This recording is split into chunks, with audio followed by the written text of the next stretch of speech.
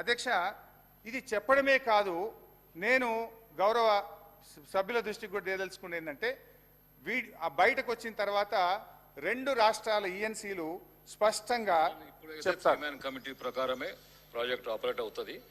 But operating part మొత్తం కేఆర్ఎంబికి తీసుకున్నట్టు ఈ రోజు నిర్ణయం జరిగింది.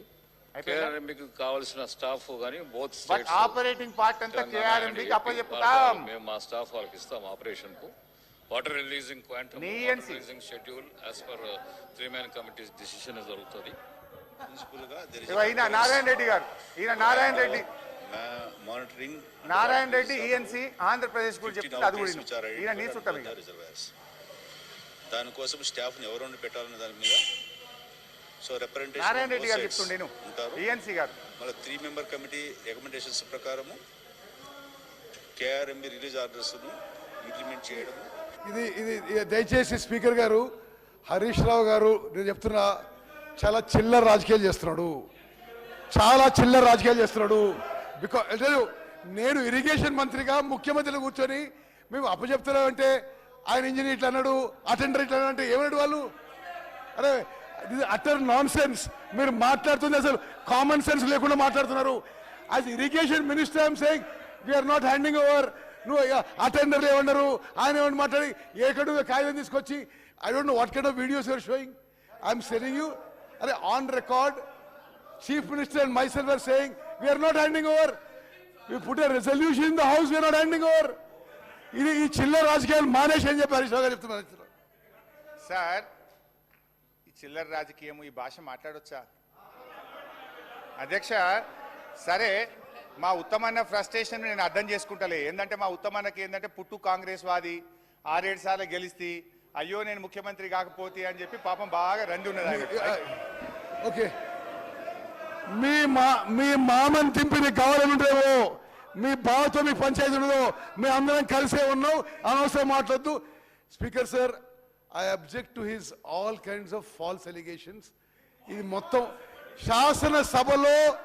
శాసనసభలో ఈ ప్రభుత్వము కృష్ణా నదిపై ప్రాజెక్ట్స్ అప్పచెప్పము అని చెప్పిన తర్వాత ఈ చిల్లర మాటలేందండి? నిజంగా టూ మచ్. ఏదో గ్రామ పంచాయతీ చేస్తున్నాడు ఆయన. అధ్యక్ష, అంటే గ్రామ పంచాయతీలు అంటే అంత చులకన ఉత్తమ్ కుమార్ రెడ్డి గారికి? గ్రామ పంచాయతీలను అవమానపరిచే విధంగా ఉత్తమ్ కుమార్ రెడ్డి గారు అంటే గ్రామ పంచాయతీలో మంచి చర్చలు జరగవు, గ్రామ పంచాయతీలో అంత మంచి జరిగింది. అధ్యక్ష, స్పీకర్ సార్, నా రిక్వెస్ట్ ఏంటంటే 2 విషయాలు. ఒకటేమో ఎక్కడి నుంచో తెచ్చిన కాగితాలు అని అట్లా మాట్లాడడం కరెక్ట్ కాదు. నేను చూపించిన కాగితాలన్నీ కూడా రాష్ట్ర ప్రభుత్వ జీవోలు, కేఆర్ఎంబి మీటింగ్ మినిట్స్, కేంద్ర ప్రభుత్వం యొక్క మినిట్స్, మీ ఈఎన్సీ గారు మాట్లాడిన వీడియో చూపించిన. బట్ అధ్యక్ష, నా రిక్వెస్ట్ ఏంటంటే ఇప్పుడు నేను చూపించిన వీడియో కూడా సభ రికార్డులోకి పోవాలి. అధ్యక్ష, మీరు ఆ వీడియోను దయచేసి చూపించే ప్రయత్నం చేయాలి. ఎందుకంటే వారు వీడియోలు చూపిస్తే కరెక్ట్, కానీ మేము వీడియోలు చూపిస్తే తప్పు అనేది కూడా. సార్, డిప్యూటీ సీఎం గారు, నేను సార్ హరీష్ రావు గారు, సార్ నేను వారు మాట్లాడిన తర్వాత, వారు పూర్తిగా మాట్లాడిన తర్వాత నేను మాట్లాడదాం అనుకున్నాను. కానీ మధ్యలోనే వారు ఒక వీడియో తీసి చూపించేసి మాట్లాడుతూ ఉంటే తప్పదు. ఈ విషయం రాష్ట్రానికి ప్రజలందరికీ తెలియాలని. మురళీధర్ రావు గారు మాట్లాడినటువంటి ఈఎన్సీ మాట్లాడినటువంటి మాటల్ని సభలో వీడియో ద్వారా చూపిస్తూ ఉన్నారు. మురళీధర్ రావు గారు అనేటువంటి ఈఎన్సీ టీఆర్ఎస్ పార్టీ రిటైర్ అయిన తర్వాత ఒక దశాబ్ద కాలం కొనసాగించుకొని మొత్తం వారికి ఎట్లా కావాలో అట్లా చేపించుకునేటువంటి ఒక వ్యక్తిగా ఆయన ఈఎన్సీగా రిటైర్ అయిన తర్వాత కూడా అట్లా పెట్టుకున్నారు. తెలంగాణలో కాంగ్రెస్ పార్టీ అధికారంలోకి వచ్చిన తర్వాత కూడా వారు కాంగ్రెస్ పార్టీ సంబంధించిన ప్రభుత్వ ఆదేశాల కంటే ఎక్కువగా టీఆర్ఎస్ పార్టీ వెనక నుంచి నడిపిస్తూ ఒక కాన్స్పిరసీ చేసి ఆయనతో అటువంటి మాటలు మాట్లాడించి తెలంగాణకి నష్టం జరిగేటట్టు చేసి తెలంగాణ కోసం పోరాటం చేస్తూ, నీళ్ల కోసం పోరాటం చేస్తూ, కేఆర్ఎంబికి ఎట్టి పరిస్థితుల్లో మా ప్రాజెక్టులు ఒప్పజెప్పమని మా ముఖ్యమంత్రి, మా నీటిపారుదల శాఖ మంత్రి ఇద్దరు ఒక స్టాండ్ తీసుకొని గట్టిగా రాష్ట్రం కోసం పోరాటం చేస్తూ ఉంటే మీ ఏజెంటు మీ కాన్స్పిరసీతో అది మాట్లాడించి దాన్ని తీసుకొచ్చి మళ్ళీ సభలో చూపించి ఇవన్నీ చేస్తూ ఉన్నారు. మాకు తెలిసిన తర్వాతనే వారిని తట్టా బుట్ట అంతా సరిది ఇంటికి పంపించాం. ఇది నేను తీసుకునే స్టాండ్. ఇంకా చాలామంది ఉన్నారు మీ ఏజెంట్లు.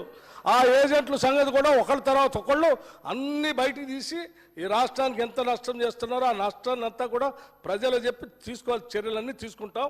దయచేసి హరీష్ రావు గారు సభను తప్పుదో పట్టించుకోండి, రాష్ట్రాన్ని తప్పుదో పట్టించుకోండి. ఇంకా చాలా ఉన్నాయి. సరే, మొత్తానికి వాళ్ళ తప్పిదనాన్ని ఒక అధికారి మీదకి నెట్టేసి తమను తాము కాపాడుకునే ప్రయత్నం చేస్తూ ఉన్నారు. అయితే అధ్యక్ష, ఇక్కడ సింపుల్ బైసాబ్ ఇట్ ఈస్ వెరీ సింపుల్ అధ్యక్ష.